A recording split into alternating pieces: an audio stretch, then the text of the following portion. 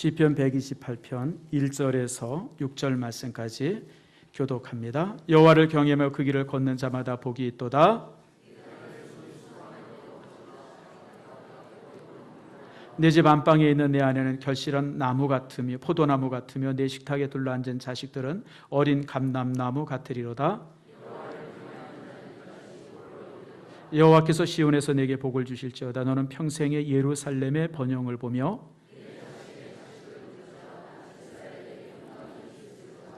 아멘. 기도합니다. 하나님 감사합니다. 오늘 이 시간 귀한 말씀 함께 나눕니다. 하나님께서 우리에게 역사해 주셔서 말씀이 우리의 가슴판에 새겨지게 하시고 그 말씀으로 인해서 우리의 굳은 부분들이 아버지 하나님 부서지게 하시며 우리의 상처난 부분들이 치유되게 하시고 그리고 주의 말씀으로 인해서 우리의 삶들이 새로워질 수 있도록 복을 더해 주시옵소서. 고마우신 아버지 하나님, 마음을 하나님을 향해서 열게 하시고 특별히 말씀이 임할 때에 우리의 삶의 문제들이 해결되며 우리의 삶의 질병들, 나를 아프게 하고 힘들게 했던 모든 질병들이 치유되어지는 놀라운 지적을 경험케 해 주시옵소서. 감사드리고 예수님의 이름으로 기도드립니다. 아멘. 5월은 가정의 달이죠. 그래서 가정에 관한 설교도 많이 하고 또 가정에 대한 또 이런 예배도 또 이렇게 여러 가지 행사도 있습니다. 우리 교회에서 5월 달에 참 큰 날 중에 하나가 어버이 주일날 우리 부모님들을 모시고 또 자녀들이 함께 예배하는 그런 날로 이제 다음 주일을 우리가 이제 섬깁니다. 그래서 다음 주일은 조금 시끄럽기도 하고 복잡하기도 할 겁니다. 그런데요, 가족이 함께 드리는 예배가 가장 정상적인 예배입니다. 교회가 커지면서 또 이런저런 모습으로 아이들은 따로 예배 드리고 그러는데요, 사실은 이 종교개혁 때부터 또 이제 근대까지는 항상 가족들이 함께 예배 드렸어요. 아이 안고 자녀들 옆에 안고 그렇게 이제 예배 드렸고 이제 그런 신앙. 그런데 우리 교회는 이제 부서들이 있고 그러므로 인해서 따로 예배 드리다 1년에 한 번씩만 가족이 함께 예배를 드립니다. 그래서 다음 주일에 이제 우리가 예배 여러 순서들을 만들고 있는데 여러분들이 이제 이렇게 잘 참여하셔서 축복에 받았길 바랍니다. 여러분, 사실 가족, 또 가정만큼 이쁜 단어가 어디 있어요? 가정 안에 회복이 있고요, 가정 안에 안정이 있고 평안이 있고 행복이 있죠. 가정보다 더 소중한 것은 이 땅에 아무것도 없습니다. 여러분, 그래서 클린턴 가르드너라고 하는 그런 그 사회학자는 그런 얘기를 했어요. 다 잃어도 가정이 있으면 아직 다 잃은 것 아니고 모든 걸 다 가져도 가정이 없으면 가진 것이 아니다. 여러분 동의하시죠? 동의합니다. 저도 동의해요. 아무리 많은 것을 다 잃어버려도, 내가 지금까지 이룬 것, 재산들, 지위들 다 잃어도요, 집에 가니까 내 가족이 있고 자녀가 있으면 그건 아직 다 잃어버린 거 아니에요. 내가 많은 걸 가졌어요. 명예도 가지고 물질도 가졌지만 여러분 가정이 없어요. 가정이 무너졌어요. 여러분 다 잃은 겁니다. 그게 무슨 의미가 있어요? 이처럼 가정이라고 하는 것은 우리의 삶의 중심이죠. 유명한 얘기가 하나 있어요. 제가 가끔 여러분에게 했던 말이지만 이제 테레사 수녀님이 돌아가셨잖아요. 이제 노벨 평화상을 받았을 때 어떤 기자 한 사람이 와가지고 이제 이렇게 질문을 했어요. 수녀님, 세계 평화를 위해서 가장 시급한 일이 뭡니까?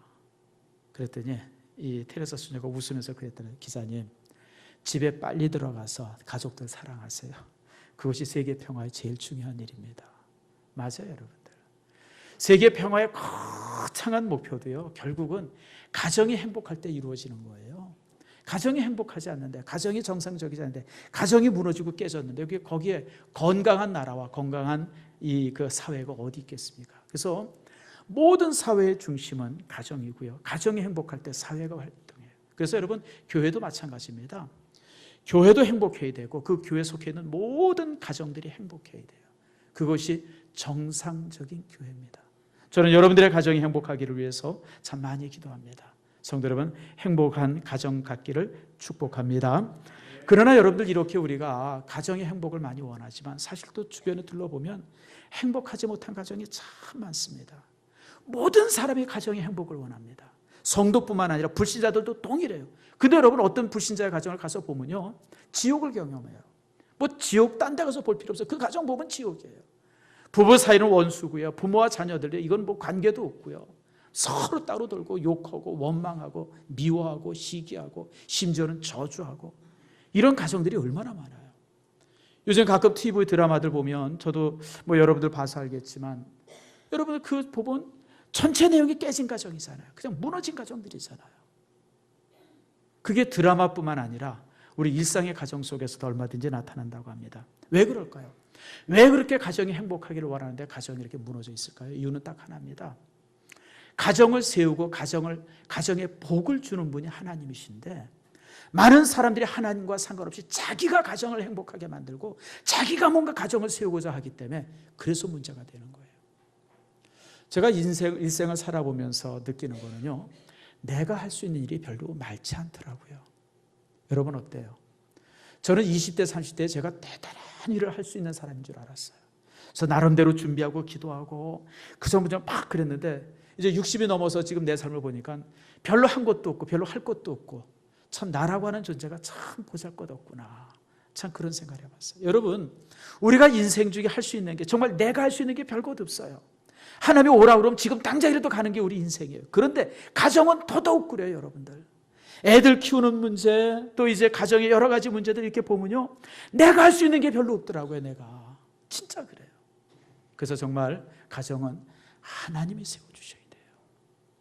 이런 상황 앞에서 우리는 참 귀한 말씀을 한 절이 있습니다. 여호수아서 24장 15절입니다. 여호수아가 임종할 때, 여호수아는 모세의 후계자 아닙니까? 임종할 때 자기 앞에 모든 장로와 그리고 이제 그 12지파의 족장들을 모았습니다. 그리고 그들에게 선언합니다. 만일 여호와를 섬기는 것이 너에게 좋지 않게 보이거든 너희 열조가 저강 저편에서 섬기던 신이든지, 이게 무슨 얘기냐면 너희 열조가 강 저편에서 섬기던 신. 아브라함은요 65세 전까지 하나님을 모르는 사람이에요. 우상을 섬기던 사람이고요, 우상을 만들던 사람입니다. 아브라함의 직업이 우상 만드는 거예요.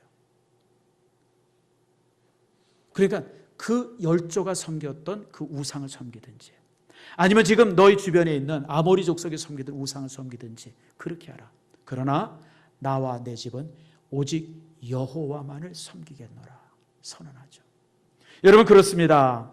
오직 나와 내 집은 여호와를 섬기겠노라 이 선언하면서 여호수아가 백성들에게 요구합니다. 너희들은 어떻게 하겠느냐?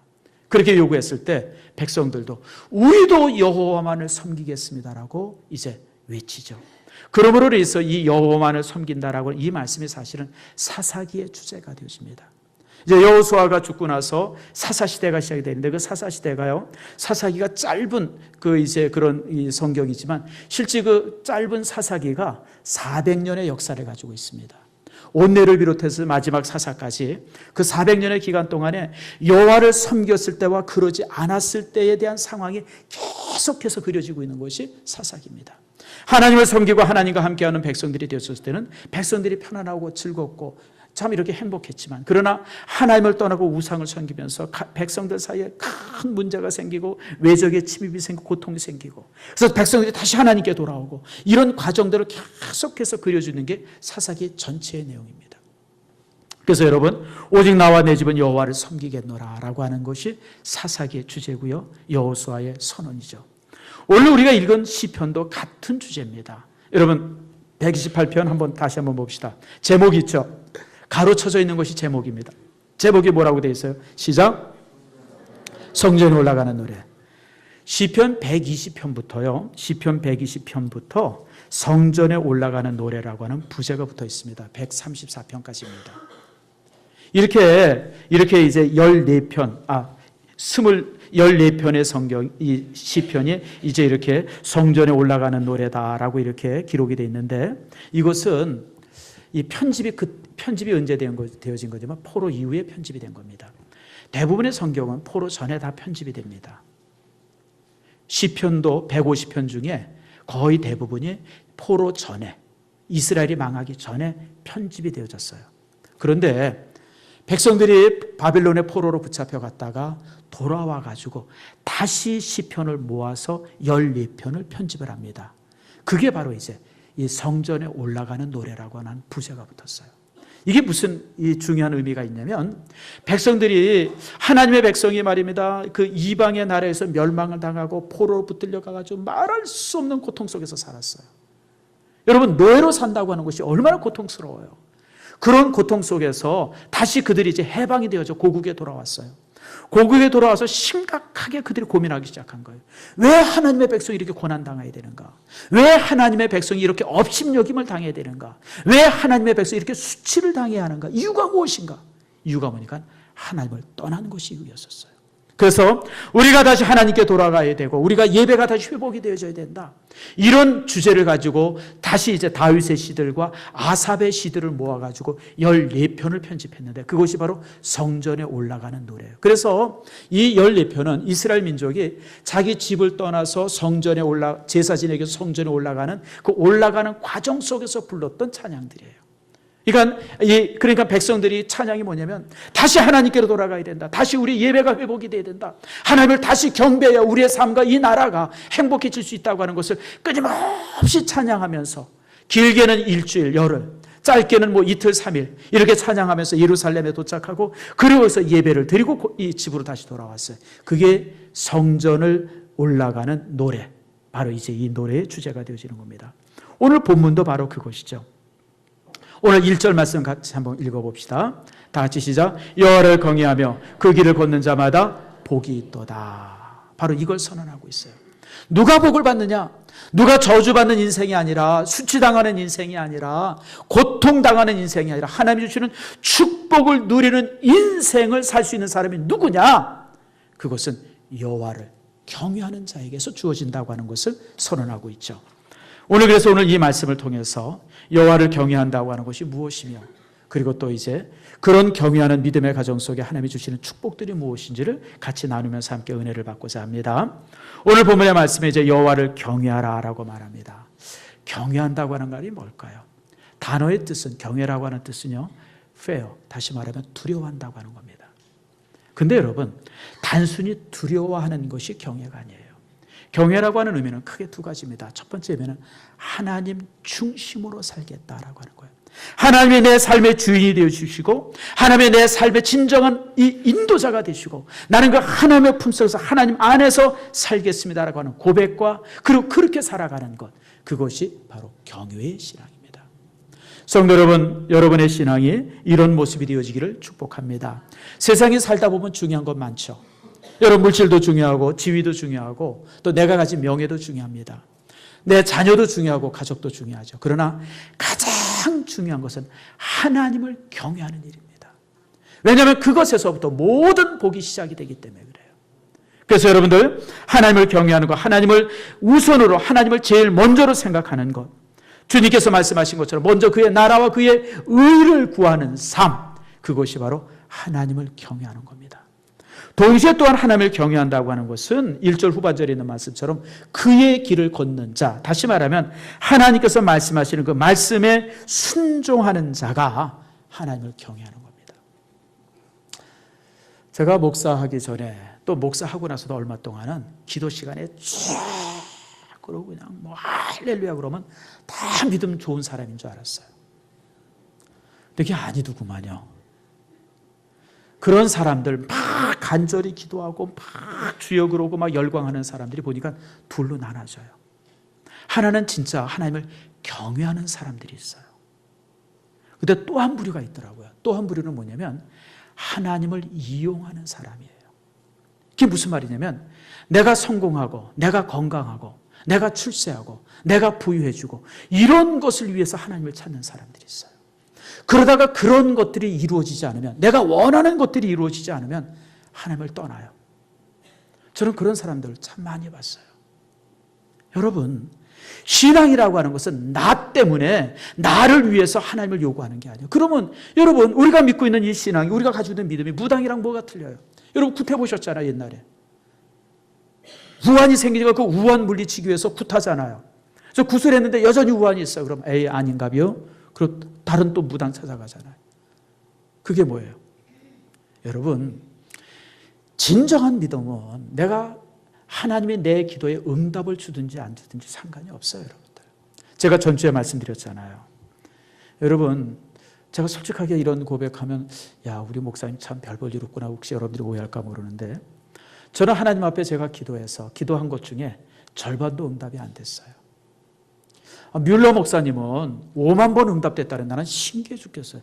어떻게 5만 번이 응답? 나는 지금까지 기도했는데 5만 번은 고사하고 몇 번이라고 얘기 안 하겠습니다만은 기도 응답이 별로 잘 안 됐어요. 근데 여러분 제가 솔직하게 말씀드릴게요. 나는 기도 안 된 게 하나도 억울하지 않아요. 그리고 기도 응답 안 된 게 사실 감사하기도 해요.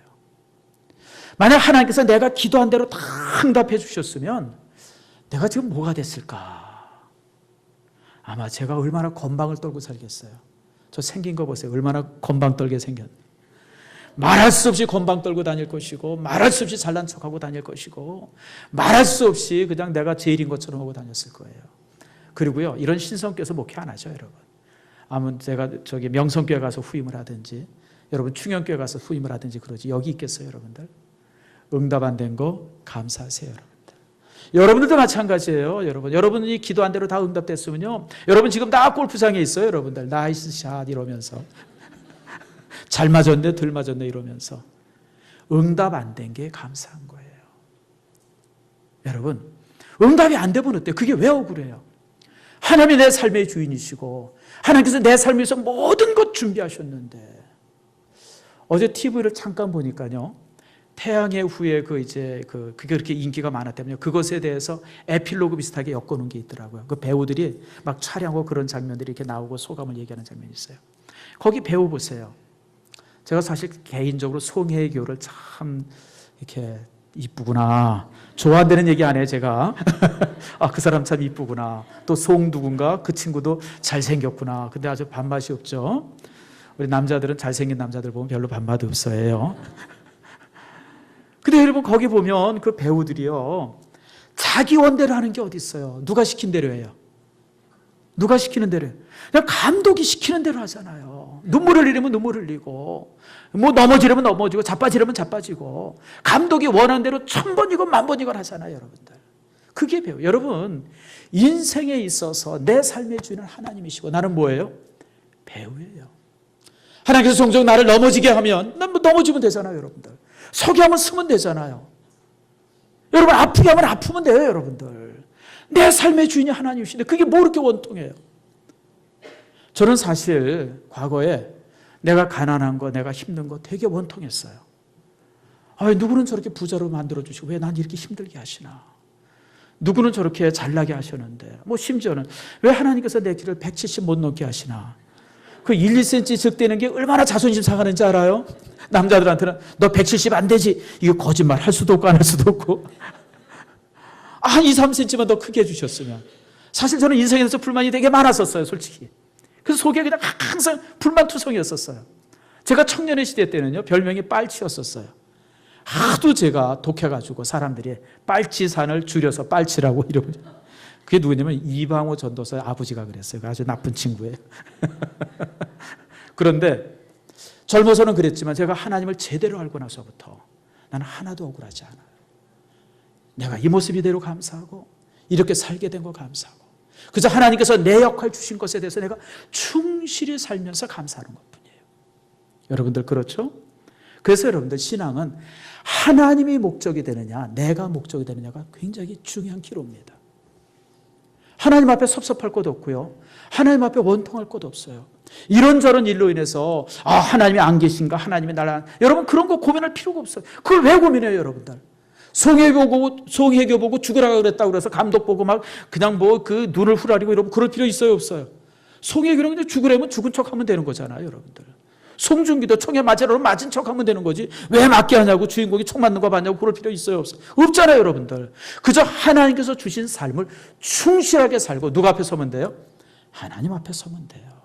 그러면 주님께서 잘하였도다 충성된 종아, 그렇게 말씀하실 겁니다. 어쨌든 여러분 우리가 하나님 앞에 복받는 방법은요, 여러분 하나님을 경외하면서 살고 그분을 내 삶의 중심으로 모시고 살고 그분의 말씀 앞에 즐거워하며 순종하면서 사는 것, 그것이 바로 믿음이에요. 이런 믿음을 가진 사람들에게 하나님께서 오늘 5가지의 복을 약속하시죠. 먼저는 2절입니다. 따라합시다.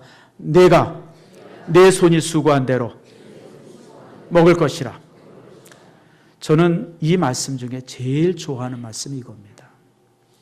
내가 수고한 대로 먹는 것, 그것이 복이에요.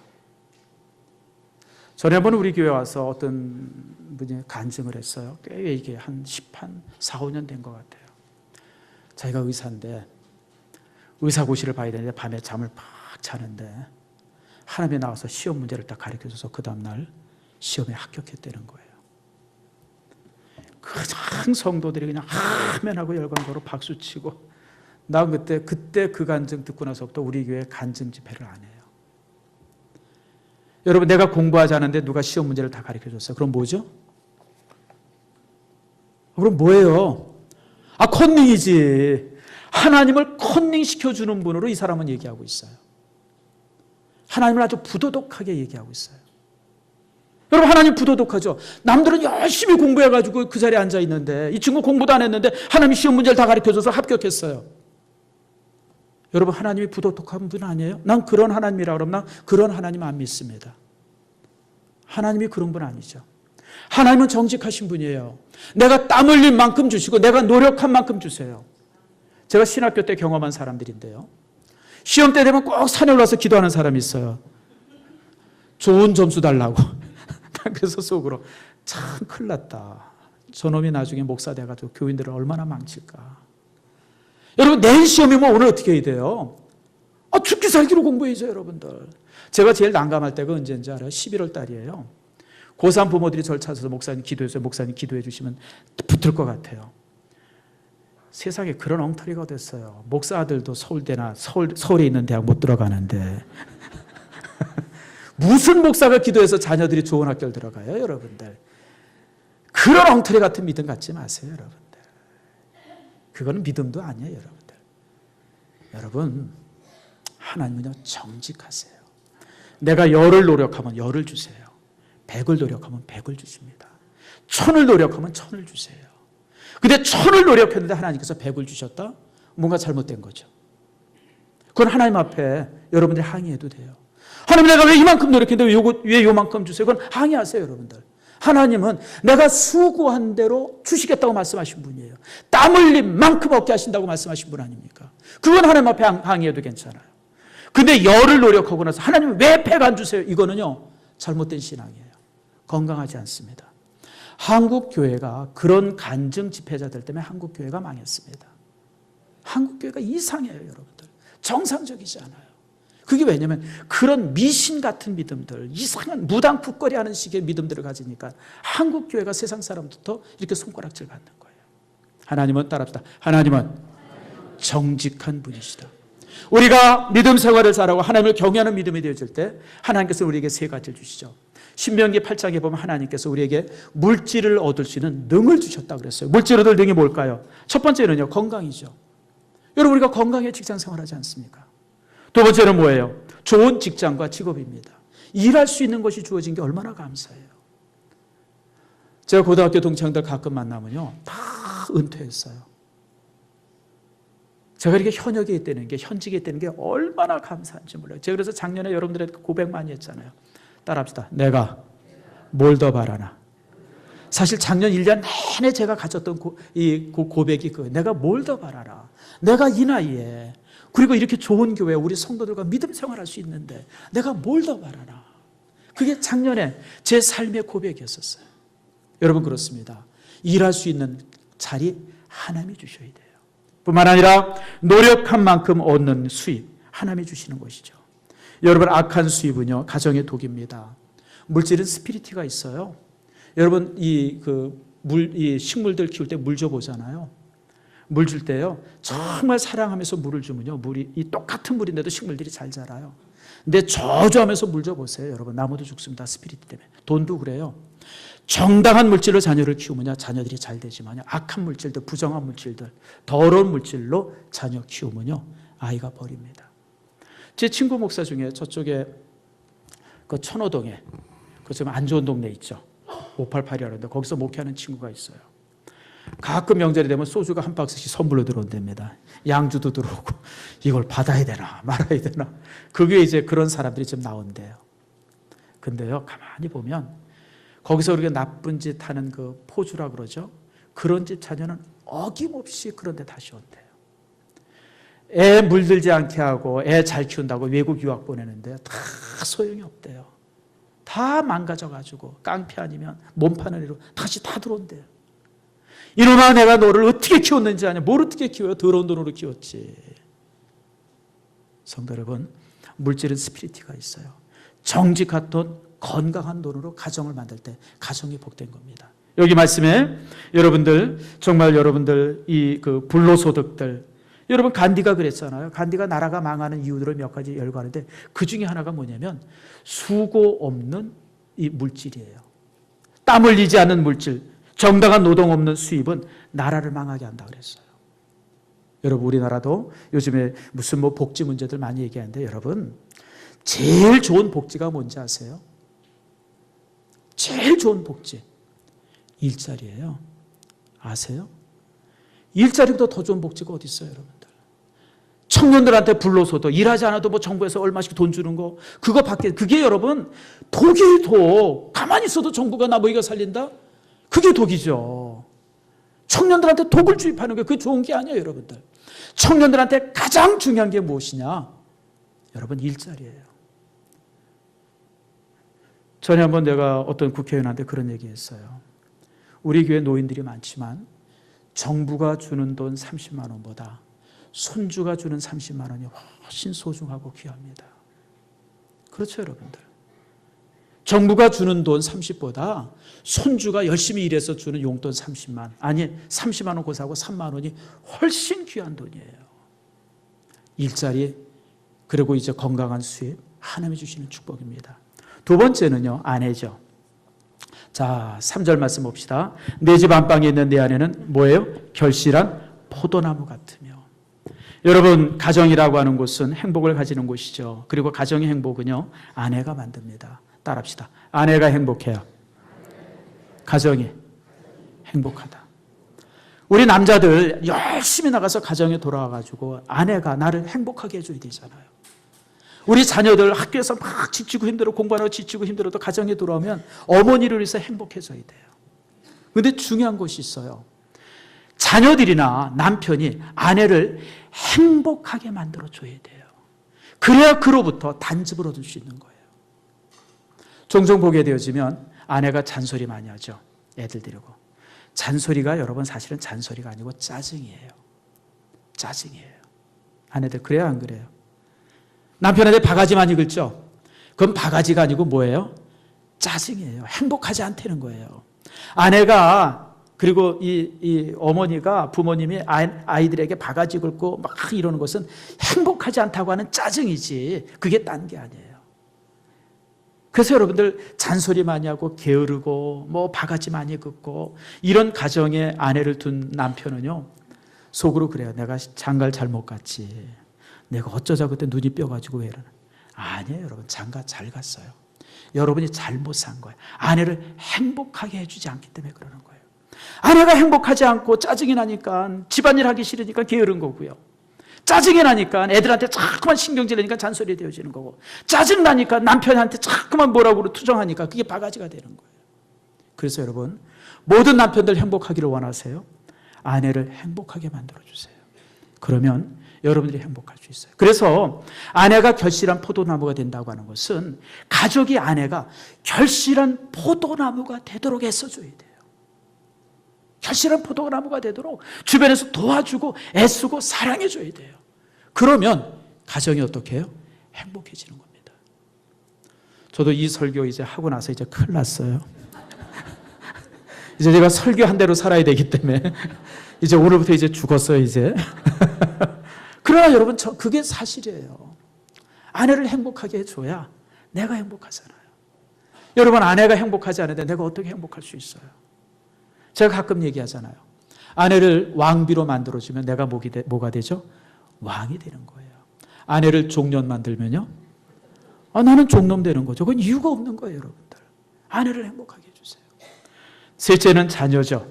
그 다음에 내 식탁에 들려 앉은 자식은 어린 감람나무 같으리로다. 이 감람나무는 조금 번역을 왜 이렇게 하는지 모르겠어요. 이번 새 번역일 때 좀 밖에 숨어냈는데 원래는 감람나무가 아니고 올리브나무입니다. 올리브나무. 근데 어쨌든 성경은 이제 감람나무라고 번역해서 지금도 계속 쓰여지고 있어요.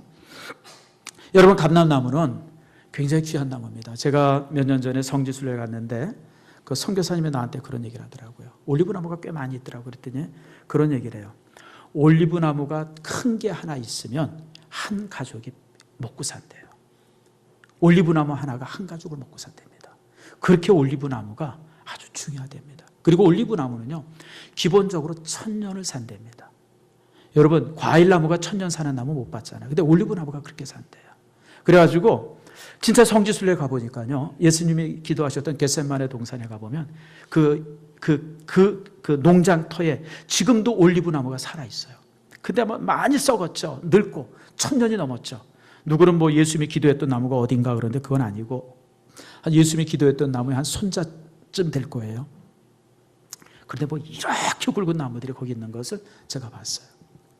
그래서 여러분, 아이가 감람나무가 된다고 하는 것은 아이가 지금 자랄 때는 유약하고 보잘것없지만 커지면 가정의 희망이 되고 가정의 미래가 되어진다고 하는 겁니다. 여러분 자녀가 혹시 공부를 좀 못하고 덜 건강하고 또 그런다 그래도 여러분 걱정하지 마세요. 조금 흔들린다고 걱정하지 마세요. 여러분, 믿음의 자녀가, 기도로 키운 자녀가 어디 가겠어요? 키워놓으면 다 제자리 옵니다. 다 감람나무 됩니다. 걱정하지 마세요. 그저 아이를 키울 때 믿음으로 키우고 기도로 키우세요. 그래서 신앙 안에서만 잘 있도록 여러분들이 정말 애쓰세요. 그러면요, 키워놓으면 걱정할 게 없어요. 그 아이가 여러분의 가문을 1000년 동안 세울 줄 믿습니다. 교회를 든든하게 만들 거예요. 우리 교회 자랑거리 중에 하나가 30대 주부가 많아요. 영아부, 유아부 가보면 지금 애들이 바글바글해요. 30명, 40명씩 되어져요. 영아부가 30명이면 30대 주부가 몇 명 있는 거예요? 30가정 있는 거예요. 유치부가 40가정이면요. 40이면. 여러분, 그러면 30대 가정이 40가정이 있는 거예요. 제가 꼭 점심을 거기 가서 먹는 이유가 영아부 부모들은 애들 안고 있는 바람에 여기를 못 내려오더라고요. 그러니까 목사가 누군지를 몰라. 누구세요? 이런 사람들이 가끔. 그래서 내가 가서 굳이 거기 가서 밥 먹는 이유가 나 익히라고. 근데 그 아이들이 유치부 내려오면요, 당연히 이제 어른 예배 참석하게 되어지죠. 그래서 제가 기다려요. 2년이 되든 3년이 되든 기다려요. 영아부 애 띄워놓고 와서 여기 와서 예배 드리세요. 그러면 교회도 안 와요, 여러분들. 그러니까 제가 그래서 항상 영아부에 가서 그 아이들과 같이 식사하고 또 제가 사탕 애들 많이 줘요. 많이 주는 이유가 이 다음에 나 늙으면 사탕 달라고 이렇게 지금부터 주는 거예요. 여러분, 어쨌든 여러분 이렇게 자녀를 의젓하게 키우도록 하나님이 하십니다. 네 번째로는요, 건강한 교회죠. 자, 5절 말씀을 같이 읽습니다. 시작. 여호와께서 시온에서 내게 복을 주실지어다. 너는 평생의 예루살렘의 번영을 보며. 여기 시온과 예루살렘은 교회를 말합니다. 하나님을 경외하는 사람은 좋은 교회 만나게 합니다. 우리 일산신성교회처럼 축복된 교회가 만나게 합니다. 여러분, 좋은 교회 만나고 좋은 목사 만난다는 게 얼마나 복인지 모르시죠? 여러분, 나 만난 거 진짜 복으로 생각하기를. 내가 목사들 많이 알잖아요. 내 주변에 널린 게 목사잖아요. 이렇게 보면 글쎄 모르겠어요. 나보다 잘난 사람은 많지만 나만한 사람은 많지 않더라고요. 그래서 난 그게 참 감사해요. 하나님, 내가 잘나진 않았지만 좋은 목사 되게 하신 거 감사해요. 여러분, 사실 교회가 성도들에게 있어서 교회가 가장 큰 복이에요. 우리가 일주일 동안 세상에 나가서 열심히 살아요. 지치고 힘들어요. 그리고 예배 나오잖아요. 그런데 이 예배를 통해서 말씀을 듣고 기도하고 찬양을 들으면서 다시 내가 리프레시, 다시 회복이 되어져요. 이게 시온의 복이에요. 이게 시온의 복. 교회 왔다 가면 다시 회복이 되어져요. 회복이 되어져요. 직장에서 수많은 사람들을 만납니다. 수많은 사람에게 지치고 시달려요. 근데 목장 예배에 나와가지고 우리 목장의 식구들 같이 식사하면서 말씀을 같이 이렇게 나눌 때 다시 그 속에서 정말 훈훈한 마음들이 참 이렇게 있어지는 거. 이게 시온의 축복이죠. 정신없이 바쁘고 힘들어요. 일주일 내내 정신없이 살아요. 근데 주일날 교회 와서 주일학교 교사도 하고 찬양대 대원도 하고 예배위원들을 하면서 또 주일날 오후가 되어질 때 마음에 기쁨이 있어요. 이게 시온의 복이에요. 참 세상에서 얼마나 많은 사람들 만납니까? 사기꾼, 음탕한 자, 주정꾼들, 잘난 척하는 사람들, 악질들, 악덕한 그런 어떤 그 상사들, 아주 그냥 아무튼 그 교묘한 부하 직원들, 그냥 사람에 치여가지고 힘들어 죽겠어요. 근데 교회 오니까 목사님 보고 장로님 보면서 세상에 그런 사람들만 다 있지 않구나. 좋은 사람도 있구나. 참 그래서 세상에 참 살만하구나. 이걸 교회에서 여러분들이 느낀다 그러면 여러분들은 시온의 복을 받은 거예요. 그러나 또 사람이 완전하지 않죠. 목사도 실수할 때도 있고 장로도 실수할 때 있잖아요. 그럴 때 아이고 목사님도 사람이구나, 장로님도 사람이구나, 그런 것을 이해하면서 그러면서 그 부족한 부분을 내가 채워야지라고 하는 마음을 갖는다 그러면 그게 바로 시온의 복을 가진 거예요. 여러분들 이 복이 여러분 속에 있기를 축원합니다. 이제 다섯째, 여섯째가 있습니다. 시간이 많이 갔는데요. 여러분 다섯째는 자식의 자식을 볼지어다. 그냥 오래 사는 건 복이 아니에요. 내 자녀의 자녀를 볼 수 있는, 다시 말하면 이것은 뭐 손주를 봤다고 하는 의미가 아니라 후손들이 잘 되어지는 모습을 이 눈으로 목격하는 노년이 되어진다고 하는 거예요. 손주가 좋은 학교 들어가고, 손주가 정말 좋은 직장 들어가고, 손주가 막 결혼해서 막 좋은 손주 며느리 들어오는 모습을, 이런 모습을 내가 보게 되어지는 거, 그건 장수이면서 복이죠. 바로 그 복을 말해요. 그런 복을 주시겠다는 거예요. 평강의 복을 주시겠다고 마지막 말씀합니다. 말씀을 맺습니다. 저는 우리 교회 성도 모두에게 시편 128편의 복이 임하기를 축복합니다. 저는 개인적으로 시편에서 제일 좋아하는 시편이 셋입니다. 시편 1편, 시편 23편, 그리고 시편 128편. 요 세 시편을 제일 좋아하고 제일 많이 묵상합니다. 우리 교회 등록하는 가정에 가서 제가 항상 이 셋 중 안에 하나를 가지고 제가 이제 이렇게 축복하고 설교를 합니다. 128편은 그만큼 소중합니다. 그리고 128편은 하나님께서 우리에게 주셔야 할 축복입니다. 우리가 정상적으로 하나님을 섬기고 바르게 하나님을 믿을 때 하나님께서 내게 주시겠다고 약속한 말씀이 이 내용입니다. 이것이 여러분에게 주어지기를 주님 앞에 기도하기를 축복하고 이 복을 누리기를 축복합니다.